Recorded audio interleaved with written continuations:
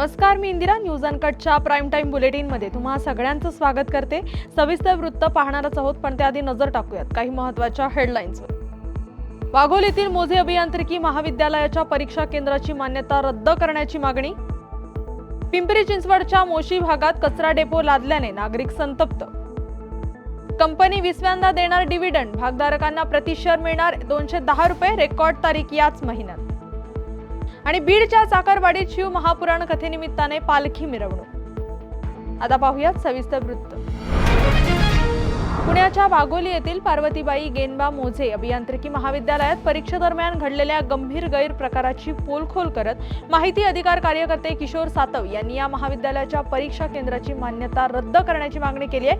त्यांनीच काही दिवसांपूर्वी या संदर्भातील गैरप्रकार उघडकीस आणले होते. या प्रकाराबद्दल त्यांनी गेल्या वर्षीच सावित्रीबाई फुले पुणे विद्यापीठाच्या परीक्षा आणि मूल्यमापन मंडळाचे संचालक डॉक्टर महेश काकडे यांच्याकडे लेखी तक्रार केली होती. या तक्रारीची दखल घेत विद्यापीठाने समिती स्थापन केलेल्या चौकशीनंतर संबंधित अधिकाऱ्यांवर कारवाईची शिफारस केली होती. मात्र दुर्दैवाने या शिफारसींची अंमलबजावणी अद्याप झाली नसल्याचा आरोप सातव यांनी केलाय. त्यामुळेच उशिरा रात्रीपर्यंत पेपर बदलण्यासारखे प्रकार सुरू राहतात असंही त्यांनी स्पष्ट केलंय. पार्वतीबाई गेनबा मोझे कॉलेजमधील परीक्षेमध्ये होणाऱ्या गैरप्रकाराबाबत पोलीस प्रशासनाने जो काही आर्थिक देवाणघेवाणीचा आणि परीक्षा पेपर सोडविण्याचा जो काही प्रकार उघडकीस आणला, त्याच्यामध्ये मुळातच पुणे विद्यापीठाकडे मी 12व्या महिन्यामध्ये मी लेखी तक्रार केली होती. पुणे विद्यापीठाच्या परीक्षा आणि मूल्यमापन महामंडळाने त्याच्यावर एक लॅप्सेस कमिटी बसवली होती आणि त्या लॅप्सेस कमिटीने असे आदेश दिले होते की आता जे काही आरोपी अटकेत आहेत, प्रतीक किसन सातव व इतर, त्यातले हे जे प्रतीक किसन सातव आहेत ते पुणे महानगरपालिकेने पुनावळे येथील नियोजित कचरा डेपो रद्द करून संपूर्ण शहराचा कचरा मोशी येथील डेपोवर टाकण्याचा एकतर्फी निर्णय घेतलाय. यामुळे मोशी परिसरातील नागरिकांमध्ये तीव्र संताप व्यक्त होत असून पालिकेच्या या निर्णयामुळे मोशीकरांनी प्रदूषण आणि आरोग्याबाबत चिंता व्यक्त केली आहे. प्रशासन मोशीला कचराकुंडी बनवत आहे, हे आम्ही सहन करणार नाही अशी संतप्त प्रतिक्रिया देत नागरिकांनी तीव्र आंदोलनाचा इशारा दिलाय.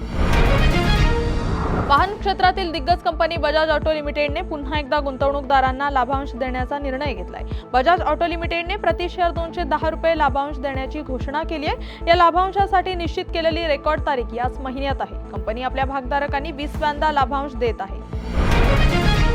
बीडमधील श्री क्षेत्र चाकरवाडी येथे सध्या अखंड हरिनाम सप्ताह आणि शिव महापुराण कथा सोहळा अत्यंत भक्तिभावाने सुरू आहे. या धार्मिक कार्यक्रमाच्या निमित्ताने चाकरवाडी गावातून भव्य पालखी सोहळ्याचं आयोजन करण्यात आलं होतं. या पालखी सोहळ्यात परिसरातील भाविकांनी मोठ्या संख्येने उत्स्फूर्त सहभाग घेतला. विशेषतः महिलांनी पारंपरिक वेशभूषेत डोक्यावर कळस घेत पालखी मिरवणुकीत सहभाग घेतल्याचं दिसून आलं. ढोल ताशा आणि टाळ मृदुंगाच्या निनादात हरिनामाचा जयघोष करत संपूर्ण वातावरण भक्तिमय झालं होतं. शेतकऱ्यांची सरसकट कर्जमाफी, दिव्यांगांना दरमहा 6,000 रुपये मानधन यासह शेतकरी, शेतमजूर, शिक्षक, वाहन चालक, कामगार, मेंढपाळ, मच्छीमारांच्या विविध मागण्या घेऊन प्रहार संघटना आंदोलन करणार आहे. राज्य सरकार विरोधात बच्चू कडू यांच्या उपस्थितीत प्रहार पक्ष रविवार 8 जून पासून अमरावतीच्या मोझरीतील राष्ट्रसंत तुकडोजी महाराज समाधी स्थळावर 20 ते 25 हजार लोकांसोबत बेमुदत अन्नत्याग आंदोलन करणार आहेत अशी माहिती प्रहारकडून देण्यात आली आहे. 8 जूनला सकाळी 11 वाजता अमरावती शहरातून 20,000 कार्यकर्ते बाईक रॅलीने मोझरी येथे निघणार असल्याची माहिती प्रहारकडून देण्यात आली आहे.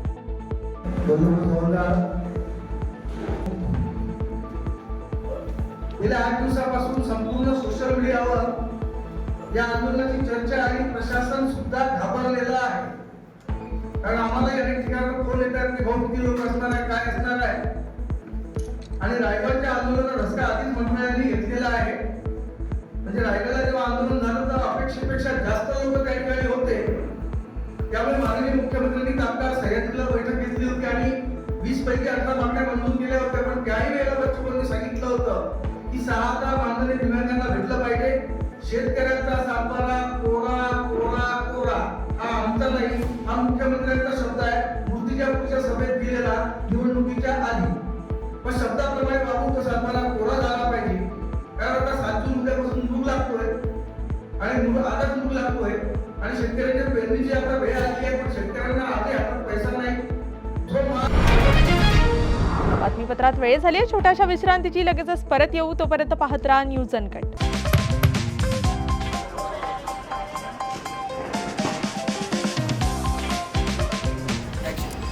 तर या होत्या आजच्या ठळक बातम्या. हा काही रॅन्डम गोंधळ नाही. ब्रेकिंग न्यूजच्या पुढे जाऊन जगाच्या कानाकोपऱ्यातलं अनकट सत्य दाखवणारे आम्ही आहोत न्यूज अनकट. न्यूज अनकट म्हणजे फक्त बातमी नाही, तर प्रत्येक घडामोडी मागचं खरं रॉ ट्रुथ. जगाच्या कानाकोपऱ्यातलं 100% अनकट सत्य. No drama, no filters, just truth. ग्लॅमरचं धम्माल जग, स्टार्सचे मसालेदार किस्से आणि पडद्यामागचे रिअल हिरोज. बॉलिवूडपासून मराठी सिनेमांपर्यंत फुल ऑन एंटरटेनमेंट फक्त कलारंजनमध्ये. गुन्ह्यांचा पर्दाफाश, थेट तपास आणि शॉकिंग रिव्हिल्स. क्राईम कनेक्शन जाणून घ्यायचंय? मग पहा न्यूज अनकटचा क्राईम रिपोर्ट. आता शेती म्हणजे फक्त नांगरच नाही, तर ड्रोन, डाटा, डिजिटल आयडियाज आणि शेतकऱ्याचा नवीन अवतार. पहा कृषी विश्व, प्रगतीची एक नवी दिशा. हेल्दी राहायचंय, फिट राहायचंय, मग जाणून घ्या फिटनेसच्या simple tips, healthy diet plans news अनकटच्या धन्वंतरीमध्ये. गल्लीपासून दिल्लीपर्यंत थेट सडेतोड आणि रोखठोक रिपोर्टिंग. राजकारणातील सगळे खेळ नो फिल्टर स्टाईलमध्ये. #राजकारण न्यूज अनकटवर. जगाकडे बघण्याचा नवा दृष्टिकोन. ही गोष्ट ऐकलीत का, जी तुम्हाला विचार करायला लावेल? पहा विषय काय. शेवटच्या क्षणाचा थरार, मैदानावरील धमाल, खेळाडूंचे किस्से आणि बरंच काही. क्रीडा विश्वमध्ये सर्व काही. प्रत्येक बातमी, प्रत्येक विषय, प्रत्येक घटना थेट तुमच्यापर्यंत. No filter, no biasness. बातमी जशी आहे तशीच दाखवणार. आणि आता एक big update. News Uncut is levelling up. आता न्यूज अनकट घेऊन येत आहे एक नवीन स्वतंत्र चॅनल, जिथे सगळं काही थेट रिअल आणि अनकट असणार. More content, more shows, more real talks. Presenting uncut explained.